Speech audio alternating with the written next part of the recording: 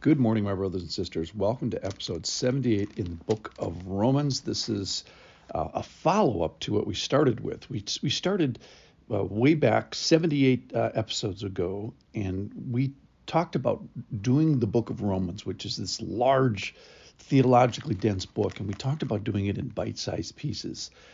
The analogy we used in day one was it was like eating an elephant, but remember the call that this was an elephant that was meant to be eaten.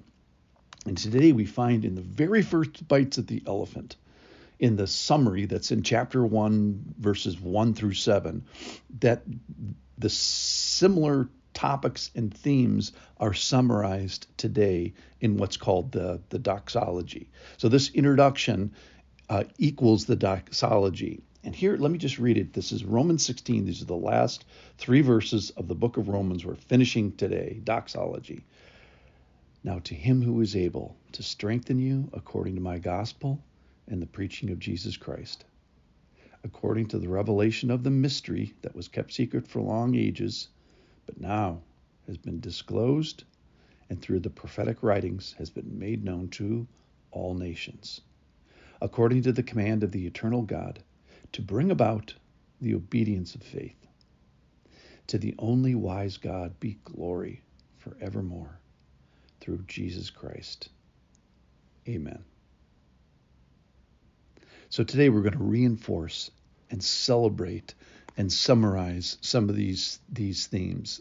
So I'm going to start at the beginning. We're going to end with glory. In 4 words, this is now to him be the glory. That's how you could summarize all this, but we'll break it down a little bit. Now, to him who is able. So the Lord is the big mover, obviously, in the book of Romans. He's got the power. He has the abilities. We see his, we get these little glimpses of his sovereignty and his election and what he does for mankind in salvation and his patience and his ability of working with his people through the ages. And then we see him move the spiritual furniture of righteousness and sending grace to people. And every one of these things is totally above our pay grade. And one of my thoughts is better be able to do this. We are depending critically on it. We're not gonna go to heaven at the time of our death and say, hey, I've got my own sin or I've got the ability to conquer death. Those things are ridiculous. Of course he's able, and I need it. All right, now to him who is able to strengthen you.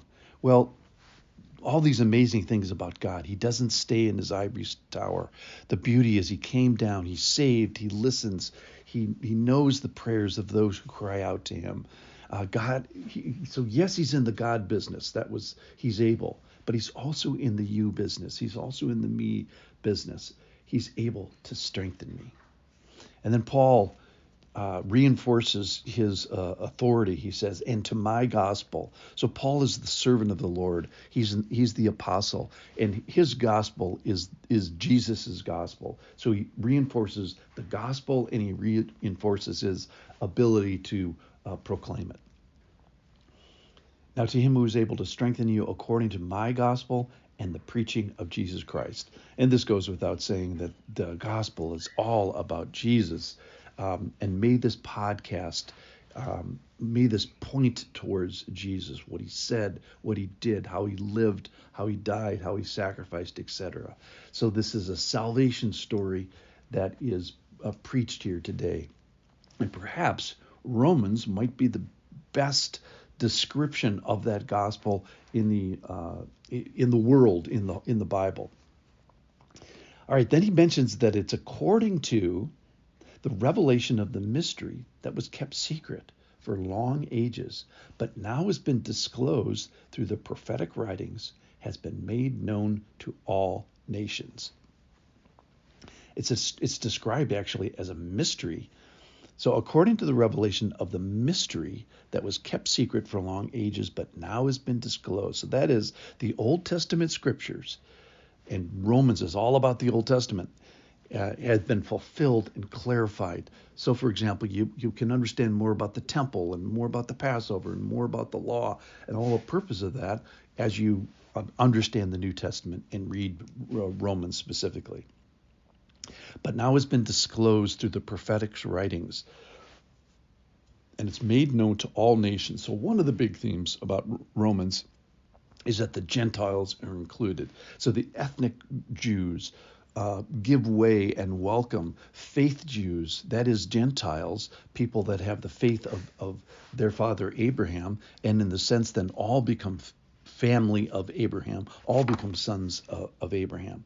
So Romans is about a mission to the Gentiles, but it's also just after that the mission of the Gentiles.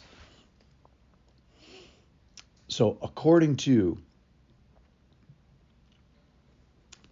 the command of the eternal God to bring about obedience of faith. So Romans is not a book about theory, though it is about theory. It gets to obedience of faith. So we want to respond correctly with renewed minds and with committed bodies, with committed to changing behavior. We talked about this from Romans 12, 1 and 2 being the most expensive verses in the Bible because they require some sacrifice, some effort.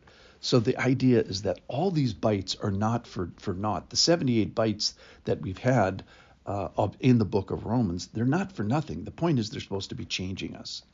And then verse 27, to the only wise God be glory forevermore through Jesus Christ. Amen.